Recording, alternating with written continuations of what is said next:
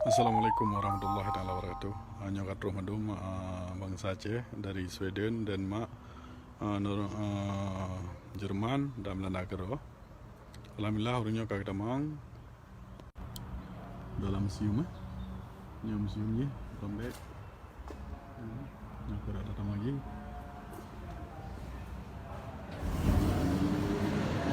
Century dari yang di sini ada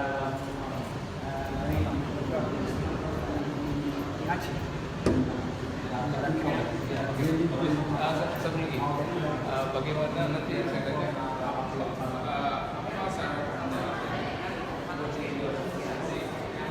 Mungkin kalau lagi menanya dengan damai dengan rumah.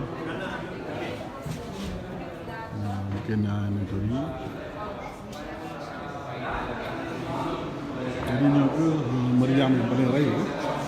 Ni yang paling raya. Ni kudu buat pintu. Ni ke kita temukan.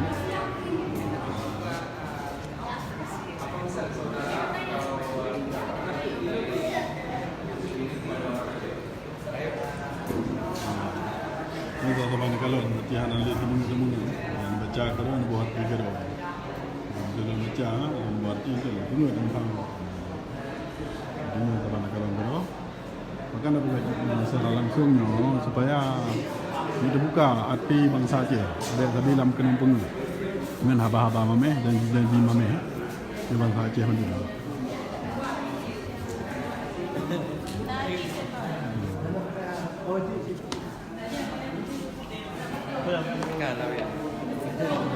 Ramai, betul ramai. Nami abang lagi. Iya, tahu yang jumpa sana. Jarang. Ini dah benar, tidak diharap netral, ini dah benar. Cak.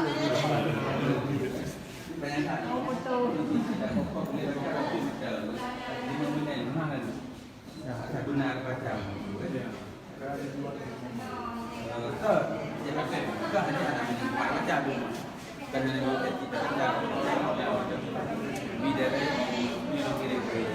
Sertuh lebih terus.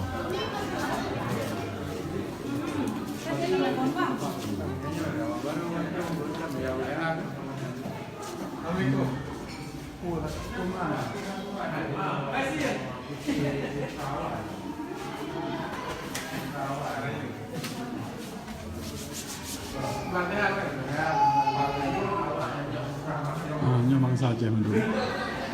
Nyo ke bangsa Aceh mentang tem semikir ke tanah Aceh. ya Nyo dari Sweden. ya betul. Alhamdulillah berarti lebih kurang sertuh lebih bangsa Aceh dekat wa museum ni yang ni barang-barang Aceh. Nak mereka di Aceh kero, beli dalam kenampung. Ya harapan ke yang mendulu. Sebab mereka nanggronya bukan dua lero karena Acehnya kan kata katanya siro dua, dia Acehnya atau bangsa Aceh.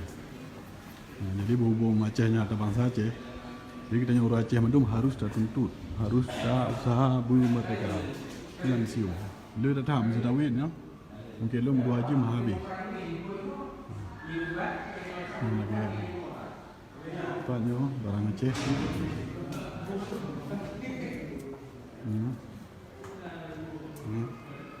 Sepanjang kalon.